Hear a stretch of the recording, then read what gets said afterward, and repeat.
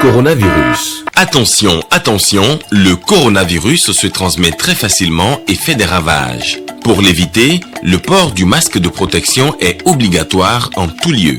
Dans l'administration publique ou privée, dans les réunions, les rencontres, dans les marchés, les magasins, les boutiques et lors des déplacements, le port du masque est obligatoire. Même dans les lieux privés, dès lors que l'on n'est pas seul, le masque doit être le fidèle compagnon. Mais attention, le port de masque de protection ne dispense nullement d'appliquer les autres mesures de prévention, notamment le lavage des mains à l'eau et au savon et l'observance de la distance de sécurité sanitaire d'au moins 1 mètre entre personnes. Enfin, s'abstenir de porter des gants en vue du lavage régulier des mains à l'eau et au savon ou de l'application de gel hydroalcoolique. Pour tout savoir sur l'épidémie du coronavirus au Bénin, rendez-vous sur le site web www.gouv.bj/coronavirus. Ceci est un message du gouvernement de la République du Bénin. Le segment ouest de la côte béninoise bénéficie d'une protection contre l'érosion. Le gouvernement a pu mobiliser plusieurs millions de dollars auprès de la Banque mondiale pour l'érection des infrastructures au Bénin et au Togo. Comment renforcer la chaîne musculaire du corps et se sentir bien dans sa peau? Nous vous proposons dans cette édition des exercices avec le coach Farida Arona.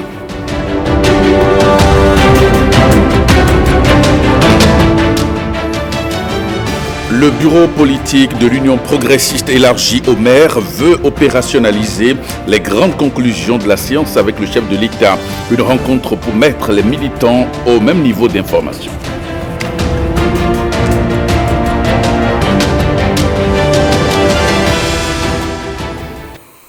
Bonsoir et merci de votre attention. On ouvre cette édition par la politique. Talon doit revenir. C'est une plateforme qui a vu le jour et qui revendique un nouveau quinquennat pour le chef de l'État. Eh bien, cette plateforme travaille donc dans ce sens. Les membres des différentes coordinations départementales sont en train d'être installés pour le job. Alors, ce samedi, c'était le tour de l'Atlantique. Herman Rodrigue Amégan pour le point. Un slogan à l'allure d'un impératif et un impératif porteur d'espoir.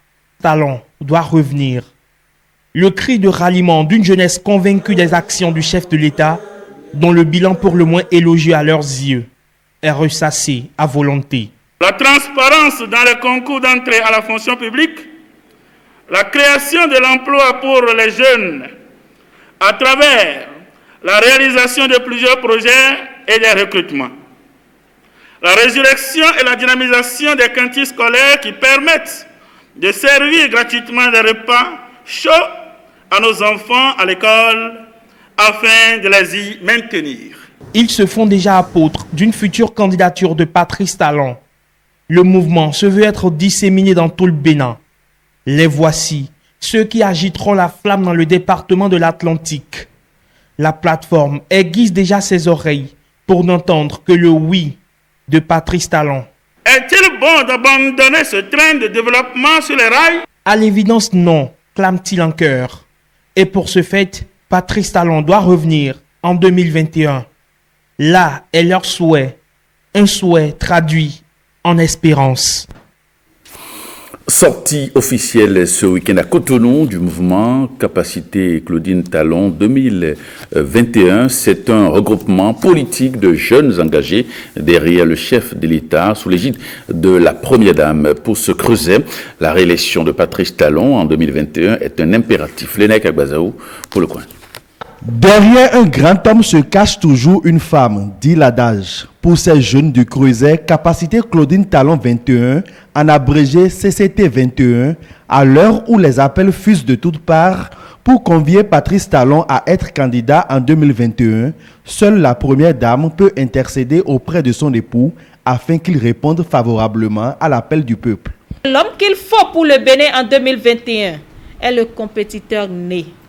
Agbono, le développeur des temps modernes, le président Patrice Athanase Guillaume Talon. Qu'il vous souvienne, dans la difficile situation en 2012, les conseils de la Première Dame, Maman Claudine Talon, à notre papa ont été salutaires et le fruit a permis aujourd'hui à notre pays d'avoir à sa tête l'homme idéal. Capacité Claudine Talon 21, afin que la première dame, Maman Claudine Talon, peut à nouveau conseiller et convaincre notre papa, le président Patrice Talon, à répondre favorablement à l'appel de Capacité Claudine Talon 21 en postulant pour un second mandat. Avec Patrice Talon, le Bénin connaît des avancées significatives dans mes secteurs et le développement amorcé ne peut s'arrêter en si bon chemin. Il n'est plus un secret pour personne aujourd'hui que depuis l'avènement de son Excellence Patrice Athanase Guillaume Talon à la magistrature suprême, notre pays s'est engagé dans une dynamique nouvelle de développement qui impacte considérablement tous les secteurs. Ainsi, du secteur de la santé au secteur de l'éducation, en passant par ceux des finances, de la microfinance, des transports, des sports, de l'énergie électrique, de la culture, pour ne citer que ceux-là. Les actions qu'il a menées dans chacun de ces domaines sont nombreuses. À cela s'ajoute l'assainissement des finances publiques, l'effectivité du numérique dans plusieurs domaines où aujourd'hui, en un seul clic, vous pouvez commander et obtenir votre casier judiciaire depuis votre lit sans tracasserie. Capacité Claudine Talon 21 sonne la mobilisation générale et invite tout le peuple béninois à une union sacrée pour porter encore au pouvoir Patrice Talon en 2021. Ensemble, mobilisons le Bénin avec Capacité Claudine Talon 21 pour la réélection du président Talon en 2021. Le bureau politique élargi aux membres, maires et adjoints de l'Union progressiste a tenu ce week-end à Cotonou une séance d'échange, un atelier qui vise à opérationnaliser les grandes conclusions de la séance de travail du jeudi dernier entre le bureau politique et le président de la République, Hosseini Adeleke et Jules Akweko. Consolider le parti Union progressiste en vue de son enracinement et de sa participation triomphante à l'élection présidentielle de 2021. C'est l'objectif de cette séance d'échange. Après les échanges d'hier au bureau politique et après les décisions prises hier, nous avons décidé de rencontrer les maires pour échanger avec eux et surtout pour discuter avec eux par rapport aux décisions concernant le terrain particulièrement. Nous devons évaluer les élections communales, apprécier les difficultés rencontrées, apprécier les résultats obtenus et envisager des perspectives. Nous devons engager des réflexions avec nos maires, envisager les activités à entreprendre dans le cadre de la campagne préélectorale et dans le cadre de la campagne électorale. Nous devons commencer à échanger sur notre probable candidat et sur le programme envisagé dans le cadre du projet de société de notre candidat. Maires, adjoints aux maires, membres de l'Union progressiste, ils sont nombreux à répondre présents. L'atelier est initié dans le but d'opérationnaliser les grandes conclusions de la séance de travail du jeudi 20 août 2020 entre le bureau politique du parti, la direction exécutive nationale, les maires et leurs adjoints en présence du chef de l'État. Je suis très fier des responsables de mon parti qui ont un grand sens d'organisation. Ils maîtrisent le sujet et nous sommes à leur école pour faire comme eux-mêmes les dépasser. Faire de toutes les communes des baobabs. Implanter la couleur jaune à toutes les communes, à tous les arrondissements, à tous les quartiers et villes du Bénin. Je pense que c'est pas fréquent dans les partis. C'est pas fréquent. Il y a tout un vaste chantier que le parti a en projet. Et déjà, le fait de participer à la session de la direction exécutive nous donne l'occasion de vivre tous ces projets qui sont en cours. Nous en sommes très fiers parce que nous avons eu l'occasion de constater que notre parti a fait beaucoup la promotion de la jeunesse. Je pense que nous sommes outillés aujourd'hui. Il y a des directives claires qui ont été prises que chacun de nous va s'employer à mettre en exécution. C'est une rencontre très importante qui montre que l'UP est en train de tenir ses promesses de campagne. Et ceci rassure prochainement les militants qui sauront qu'ils ont effectivement un soutien derrière. Parce que par le passé, lorsque vous finissez les élections, vous n'attendez plus rien et personne ne vous organise plus. Cette séance consacre le lancement d'une série d'activités comptant pour les préparatifs de l'élection présidentielle de 2021. Et parlons du deuxième numéro du magazine Le Label Diplomatique qui a été lancé cette semaine. Le magazine panafricain traite des dossiers relatifs aux 60 ans d'indépendance de l'Afrique et fait d'importantes révélations sur les relations entre les pays du Sud et ceux du Nord. Stanislas Letbon et Calvador Armano. Ce deuxième numéro du magazine Le Label Diplomatique révèle au grand public des vérités cachées. Sans langue de bois, des sachants de la diplomatie internationale interviewés y déballent des informations longtemps gardées en secret. Ce qui nous rassemble célèbre en effet 54 pays africains et ses diasporas, ainsi que la volonté manifeste de tout un continent de parvenir à asseoir les conditions irréversibles de sa réelle indépendance. Vous avez entendu aussi bien que moi tous les noms célèbres de compatriotes africains, de l'intérieur et de la diaspora, et toutes ces sommités du monde journalistique de renommée internationale qui ont accepté d'accompagner l'initiative de ce magazine. Un magazine qui, sans nul doute, s'impose déjà comme un outil de recherche et du savoir sur les questions internationales vues de l'Afrique. Le label diplomatique annonce à ses lecteurs la reconstruction en cours de l'Afrique grâce à la prise de conscience de la génération émergente et déterminante. Dans ce magazine trimestriel et bilingue, le programme d'action du gouvernement du président Patrice Talon, volet amélioration de l'offre touristique, trouve aussi sa place. Et puis célébration demain 23 août du souvenir de la traite négrière et de son abolition, une occasion de rappeler l'une des pages les plus sombres de l'histoire. À cet effet, le ministre de la Culture a adressé un message que vous suivez en fin du journal. Et puis après le renforcement du segment est de la côte contre l'érosion côtière, le gouvernement du Bénin a pu mobiliser 63 millions de dollars auprès de la Banque mondiale pour la côte ouest. Où en sont actuellement les travaux? Élément de réponse avec William Tchoki. Des travaux de construction de digues sur la côte ouest du Bénin. Des actions de protection supervisées en personne par le président de la République. Mais au-delà, c'est un vaste projet d'investissement, de résilience des zones côtières en Afrique de l'Ouest, le projet Waka-Recipe. Il est prévu la protection du segment de côte transfrontalier Grand Popo à Baudranfort, dans le Togo voisin. 63 millions de dollars mobilisés par le gouvernement auprès de la Banque mondiale. Les études de faisabilité technique entre le Bénin et le Togo sont terminées. En cours actuellement, les études de levée topographique et bathymétrique pour mieux réussir les dimensionnements des ouvrages. Nous avons constaté que les populations n'étant pas informées, vu les dernières montées qui s'annoncent des eaux, s'affolaient. Donc il fallait venir sur le terrain, les rassurer de ce que le gouvernement est en train de faire. Et aussi parcourir les ouvrages déjà réalisés. Parce que nous sommes ici à Bécon, où le gouvernement nous a déployé il y a quelques mois pour réaliser des travaux d'urgence afin donc d'éviter les inondations cycliques que nous avons connues souvent dans l'arrondissement de Avlor jusqu'à Agatogbo, les villages d'Agatogbo. Cet ouvrage a été érigé, donc c'est un ouvrage d'urgence mais qui va durer 3 ans. Pour éviter donc ces inondations. Il y a aussi donc l'embouchure de la Bouche du Roi qui a été ouverte de façon mécanique, toujours pour protéger les populations des inondations et en même temps protéger aussi la route de la voie du 10 janvier. Outre les réalisations physiques, le projet prend en compte le volet social.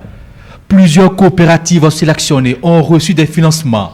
Une sélection qui a mis un accent particulier sur la forte participation de la gente féminine.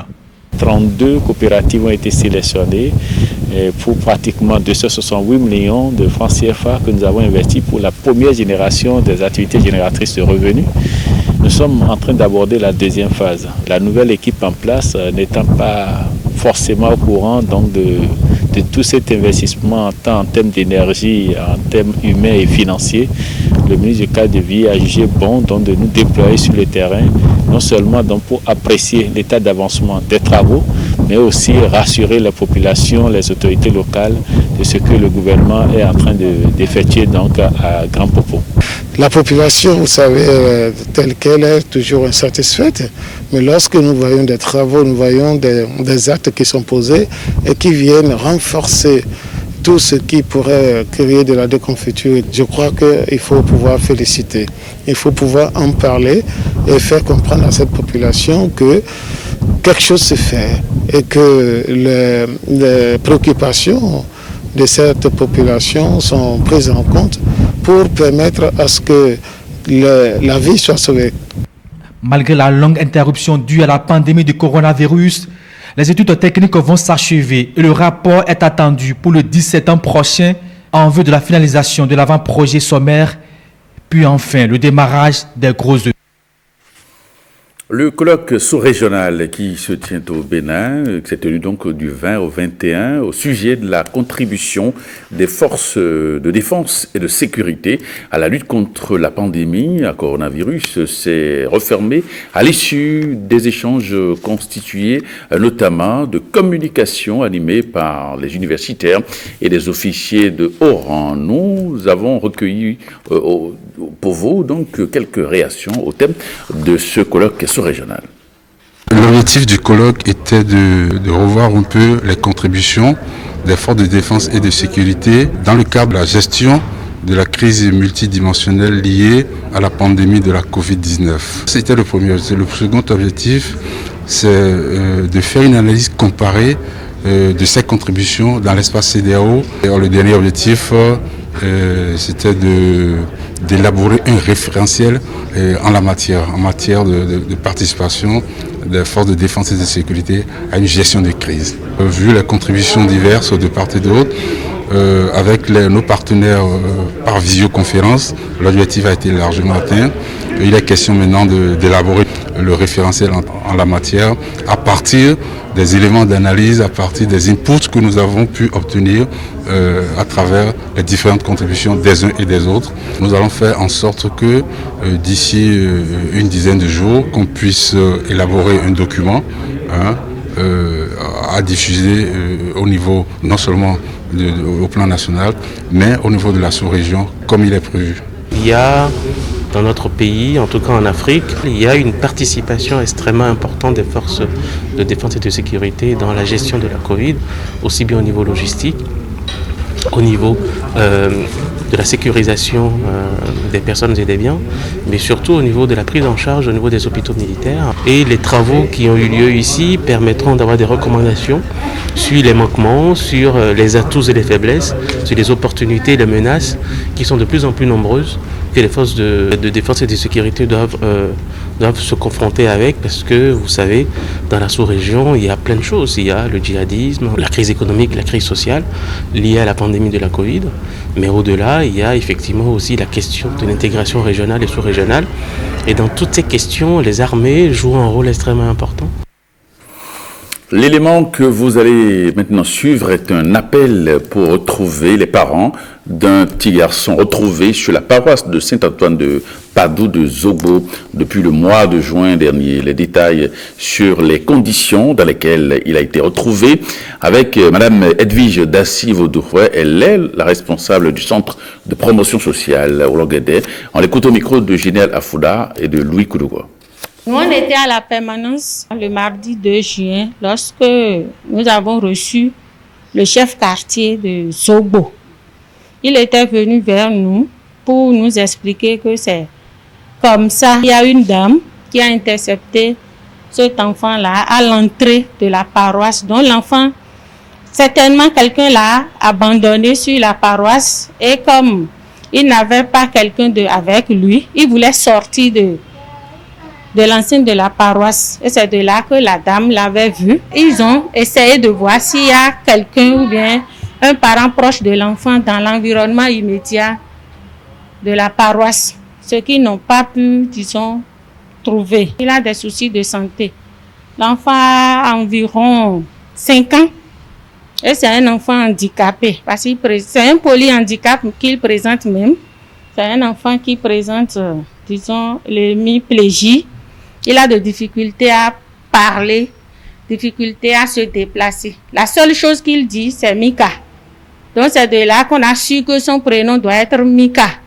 On a essayé, disons, de lui poser des questions croyant qu'il peut nous donner le petit nom de sa maman. Il n'a pas pu. Donc jusqu'à présent, on n'a pas encore eu les informations par rapport à l'identité de ses parents.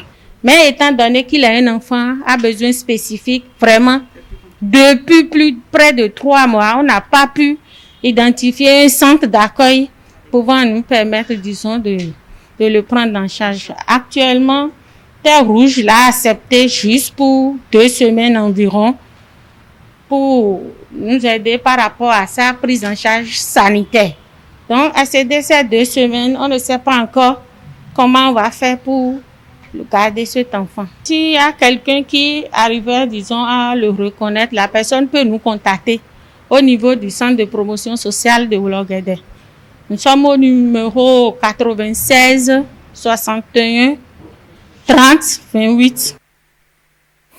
Et comment se porte le dialogue social au Bénin? Le Conseil national du dialogue social vient de déposer son rapport de l'année 2019. Le dit document a été présenté à la presse cette semaine. Précieuse Akweron. L'état du dialogue social au Bénin en un seul document. Ce rapport analyse le climat social qui a régné en 2019. Il retrace les principales activités menées par les structures nationales de dialogue social ainsi que les différents accords conclus entre partenaires sociaux. Il formule également des recommandations pour l'amélioration du dialogue social en République du Bénin. Une nouvelle année d'activité après le rapport de 2018, élaboré conformément aux dispositions des articles 12 de la Charte nationale du dialogue social et des décrets subséquents, le CNDS lance ce jour son 2e rapport sur l'état du dialogue social dans notre pays. En dehors de l'obligation de rendre compte des activités menées par l'institution, ce rapport veut également satisfaire l'ambition des membres du CNDS de soumettre au gouvernement de la République du Bénin, à tous les acteurs nationaux du dialogue social, puis aux partenaires techniques et financiers, les efforts, les difficultés et les recommandations pouvant permettre d'asseoir durablement un dialogue social constructif. Le dialogue social serait indispensable à l'instauration d'un état de droit au service du développement et pour ce faire, depuis 2017, le Conseil national de dialogue social s'investit pour la paix et la cohésion sociale. Le dialogue social est utile et indispensable pour l'instauration d'un état de droit au service du développement. Dans le cadre des politiques publiques visant le développement inclusif et durable, il constitue un levier incontournable, non seulement aux mains des pouvoirs publics, mais aussi des partenaires sociaux pour instaurer un climat social apaisé, empreint de confiance réciproque. Cette cérémonie de présentation de rapport ouvre également la porte à la 3e session extraordinaire du Conseil national du dialogue social. Le dit rapport est à retrouver sur le site de l'institution tripartite www.cnds-benin.bj. Revue du plan de travail annuel du ministère du Travail et de la fonction publique à la date du 30 juin 2020. L'exercice a réuni cette semaine les gestionnaires de crédit représentants de l'unité présidentielle de suivi et hauts responsables du ministère. Le bilan est appréciable dans l'ensemble, mais même si les activités ont été perturbées, comme vous pouvez l'imaginer, par la pandémie de Covid-19. L'UNEC à Bazaou, Francis Faton. 31,70% comme taux d'exécution physique et 33,62% comme taux d'exécution financière. Ainsi se présente la matérialisation du plan de travail annuel du ministère du Travail et de la fonction publique à la date du 30 juin 2020, dans un contexte particulier marqué par la crise sanitaire liée au coronavirus. Nous avons essayé de nous rapprocher des 50% puisque nous sommes à la moitié de l'année. L'idéal aurait voulu qu'on soit à la moitié des activités. Mais vous n'êtes pas sans savoir que nous faisons face ici à des difficultés liées à l'organisation d'un certain nombre d'ateliers, d'un certain nombre d'activités. Afin d'atteindre les objectifs fixés pour l'année 2020 et pour une bonne exécution du programme d'action du gouvernement, l'autorité de tutelle invite à une synergie d'action pour des résultats plus élogieux. Il nous reste malgré tout beaucoup d'efforts à faire. Et ce n'est qu'en agissant de concert que nous atteindrons les objectifs qui nous sont fixés. Aussi, voudrais-je compter sur votre sens de responsabilité en appui à la prise de décisions ultérieures. La dématérialisation de l'administration et l'organisation de concours transparents pour les recrutements à la fonction publique sont les principaux défis à relever. À l'occasion de cette revue du plan de travail annuel, il a été procédé à la remise de matériel roulant aux directeurs départementaux du ministère, afin de leur faciliter une bonne exécution des activités sur le terrain. On s'intéresse à présent au renforcement musculaire qui se définit donc comme toute activité ou programme d'entraînement visant à travailler spécifiquement la chaîne musculaire du corps. Une jeune femme béninoise s'illustre à travers cette pratique qui aurait des bienfaits sur la santé. Ariane da Silva et Louis Kouloubor ont rencontré à Cotonou le coach Farida Arouna. Regardez plutôt. À 29 ans, comptable de formation et du haut de son mètre 90, Faridat vit aujourd'hui une passion qu'elle s'est découverte au fil du temps, le renforcement musculaire. C'est juste un concours de circonstances suite à une lombalgie chronique. Pendant mon travail de comptable, je me suis intéressé à comment le corps est formé parce que suite à des séances de kinésithérapie, je n'ai pas eu de satisfaction sur le long terme, c'était ponctuel. Je me suis demandé pourquoi, qu'est-ce qui faisait que j'avais cette douleur et ma curiosité m'a poussé à m'informer de quoi le corps est composé. Suite à cette recherche que je me suis conçu une passion pour la muscu parce que grâce à la muscu, je me suis rendu compte qu'en fait je pouvais créer un corps à défaut d'être né avec des formes, je pouvais les créer ces formes. Aujourd'hui, Faridat a fait de sa passion un métier et a reçu une formation certifiée pour l'exercer. Elle prend du plaisir à coacher hommes comme femmes. Sur le plan physiologique, il y a moins de complications à entraîner un homme qu'une femme. Une femme, il y a beaucoup de choses à prendre en compte.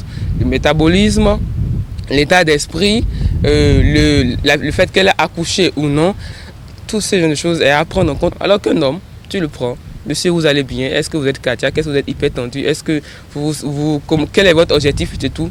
Et tu peux le prendre en charge simplement. Au-delà du bien-être, la coach Faridat estime que le renforcement musculaire est recommandé aux femmes avant, pendant et après la grossesse. 90% des femmes appréhendent l'après-grossesse, de ne pas retrouver un ventre plat ou tout au moins de retrouver le ventre qu'elles avaient avant. Parce que beaucoup se retrouvent avec un petit bidon, un bas de ventre gonflé après l'accouchement. Et donc sur ce plan, je les assiste en faisant de la rééducation périnéale et tout. J'ai été formé pour ça. Ça demande beaucoup de connaissances en termes de comment le corps se modifie pendant la grossesse, comment les hormones agissent sur la grossesse, agissent sur la femme, comment elle s'alimente, comment la grossesse se passe. Il faut que la communication entre la cliente et la coach soit vraiment en symbiose. Il m'est arrivé avec une cliente de l'accompagner pendant sa visite prénatale pour être sûr que ce que le médecin lui dit, je l'applique en tenant compte de ces paramètres. Selon la coach, pour se maintenir en forme et surtout pour perdre du poids, le renforcement musculaire est l'une des meilleures options qui contribuent à accroître le métabolisme. Les écureuils du Bénin vont renouer officiellement avec les compétitions internationales dans les prochaines semaines. En ligne de mire, les éliminatoires de la Coupe d'Afrique des Nations 2022 et de la Coupe du Monde de la même année, un long marathon en perspective qui incite à se mettre au travail. William Bassabi s'est intéressé à la problématique et voici son élément. Un véritable marathon que le calendrier qui attend les écureuils du Bénin à partir du mois de novembre avec la double confrontation face au Lesotho. Après l'arrêt forcé des compétitions pour cause de la pandémie du coronavirus, La Confédération africaine de football vient de remettre le doigt sur le curseur des éliminatoires de la Coupe d'Afrique des Nations Cameroun 2022 et celle de la Coupe du Monde Qatar 2022. Michel Dussier et ses poulains reprennent donc du service dans un contexte de calendrier réaménagé. Un calendrier qui ne laisse presque aucun répit pour la sélection Fagnon qui va devoir cravacher dur pendant une année pleine pour maintenir la flamme allumée à la dernière Coupe d'Afrique des Nations en Égypte et pourquoi pas caresser le rêve d'une première participation à la Coupe du Monde. Au programme, un minimum de 10 matchs CAN Coupe du Monde étalés sur 5 périodes FIFA à raison de 2 matchs par période. Un vrai challenge qui est conditionné par une bonne entame face aux Lesotho, premier tournant à négocier à tout prix. Pour s'ouvrir les portes du Cameroun, il faudra donc chercher à engranger les 6 points en jeu face à l'adversaire le plus faible du groupe sur le papier. Pour y arriver, il est impératif de renouer sans délai avec le championnat national, mais aussi avec les matchs amicaux lors des 2 périodes FIFA disponibles durant la campagne des éliminatoires, à savoir octobre 2020 et janvier 2021.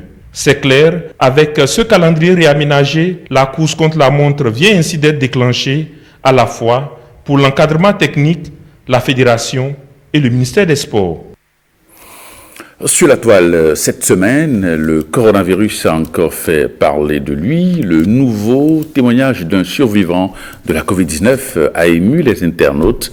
Dans le même temps, un homme d'affaires chinois s'est offert les services d'un joaillier israélien pour lui fabriquer, vous le verrez, un masque unique. Beaucoup d'émotions sur la toile cette semaine et ça commence avec un nouveau témoignage d'un survivant de la Covid-19. Dans un test publié sur Facebook, le journaliste André Dossa de la télévision Canal 3 Bénin a raconté sa mésaventure avec la maladie. Testé positif à la Covid-19, le plus dur selon les mots du confrère, ce fut la gueusie, une perte totale du goût et de l'appétit. Après 2 éprouvantes semaines de traitement, il a recouvré sa santé et en profite pour sensibiliser. Prenez soin de vous, respectez les gestes barrières, a-t-il écrit en conclusion de son message. En parlant de respect des gestes barrières, certains sont prêts à mettre le prix pour se protéger. C'est le cas d'un homme d'affaires chinois vivant aux États-Unis à l'origine d'une commande des plus insolites. Ce dernier a sollicité les services d'un joaillier israélien pour lui fabriquer le masque le plus cher du monde. Le masque en question sera en or blanc 18 carats, incrusté de 3600 diamants blancs et noirs. Son coût est estimé à 1,5 million de dollars. Reste à savoir si à ce prix, ce masque le protégera vraiment. Retour au Bénin, précisément sur l'actualité de celle qu'on surnomme désormais l'héroïne de Woria. Sakina Aruna, la jeune femme qui a sauvé 5 personnes de la noyade sur le fleuve Okpara, a été reçue par le président de la République, Patrice Talon, le mercredi dernier. Après un bref entretien avec le chef de l'État, elle a aussi été élevée au rang de chevalier de l'Ordre du Mérite du Bénin. Une reconnaissance appréciée par les internautes. C'est un fait plutôt rare que de voir la République mettre en avant une de ses filles sans que cette dernière ne soit politicienne, fonctionnaire, société civile ou encore actrice du numérique.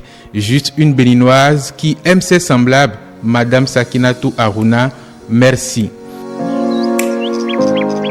Pendant ce temps, le coup d'état militaire au Mali divise les internautes sur la toile. Certains condamnent fermement la prise de pouvoir par les militaires à l'image de cet internaute qui écrit « Il n'est pas question ici d'être partisan ou pas d'Ibeka. C'est une solution de facilité que l'armée à chaque fois saute de ses casernes pour s'imposer dans le jeu politique. Sa place n'y est pas. » Pour d'autres, cette issue de la crise politique malienne était prévisible, comme l'explique cet observateur de la vie politique au Mali. Tout observateur du Mali sait que, contrairement à ce qui se voit de loin, le rejet d'Ibeka n'a pas commencé il y a quelques mois, mais depuis sa réélection en 2018, suite à une élection qui était tout sauf crédible et transparente. À ceci s'était ajoutée cette forme de gestion familiale du pays que voulait instaurer le président, notamment autour de son fils.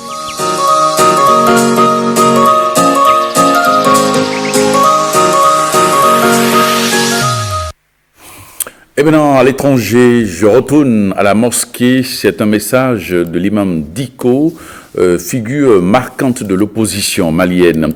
Il a signifié hier, après avoir remercié les militaires pour la prise en main des affaires. Pendant ce temps, la Russie a présenté les nouveaux modèles de fusils d'assaut Kalachnikov.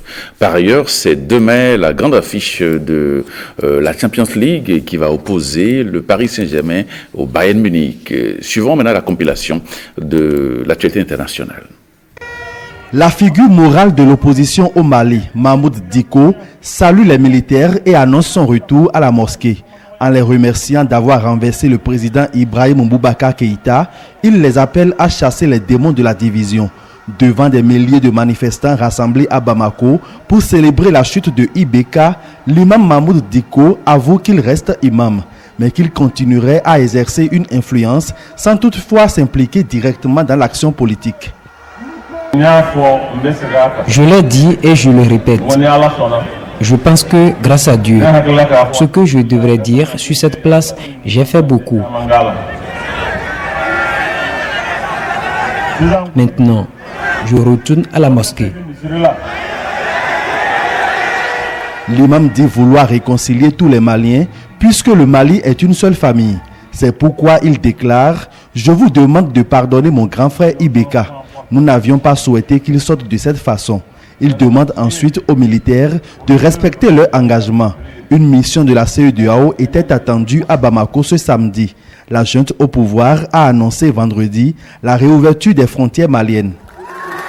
Pendant ce temps à Abidjan, le président ivoirien Alassane Ouattara est officiellement investi candidat de son parti à la présidentielle d'octobre, où il briguera un troisième mandat, jugé inconstitutionnel par ses opposants.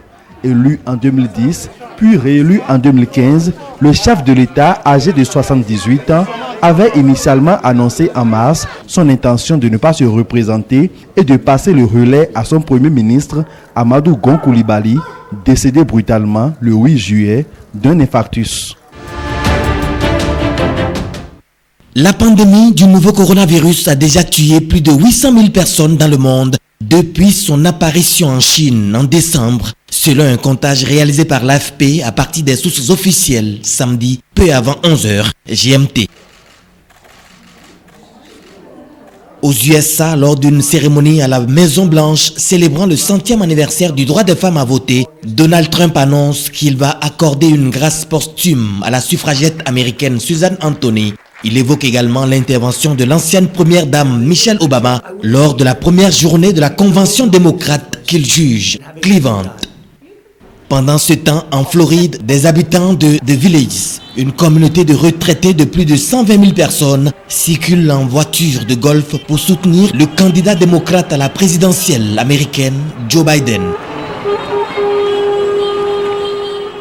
Kalachnikov dévoile le fusil d'assaut AK-19. Le fabricant d'armes russe présente également le premier fusil de chasse russe intelligent MP155 qui peut être synchronisé avec des gadgets. La présentation a lieu au centre d'exposition pendant le forum militaire et technique international Army 2020 dans le parc militaire patriote près de Moscou.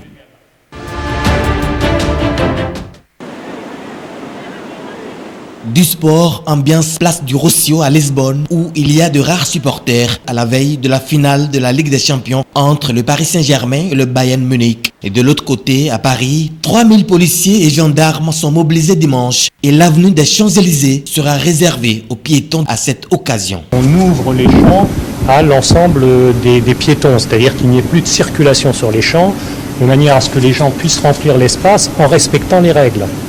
On ne le fait de façon exceptionnelle, ce dispositif, que le 31 décembre. On ne l'avait jamais fait en dehors du 31 décembre. On va le faire ici, toujours dans cette logique de respect de la pandémie. Neymar et ses coéquipiers auront le temps dimanche d'augmenter leur joie, mais il ne faut pas vendre la peau du loup avant de l'avoir tué. Eh bien, ce journal se refait. Merci de votre fidélité. À 23h30, Rachidat Biomaman sera dans ce studio pour le JT Soir. Merci et à demain.